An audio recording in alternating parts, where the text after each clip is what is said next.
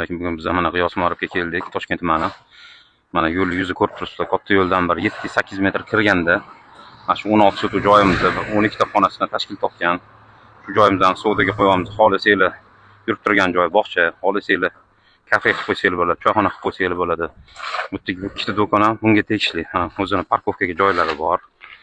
Eng qizig'i aka mana qaranglar, Aruvdan suv oqib turibdi. Hovlimizga kirib oldik.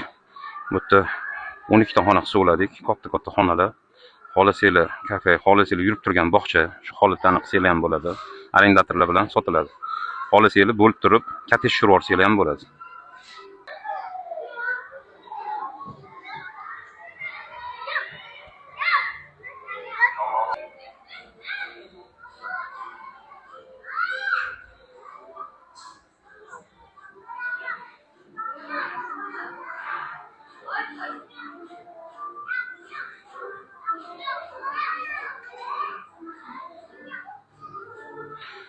Bu joyimiz 16 sotuk, 12 ta xonadan tashkil topgan.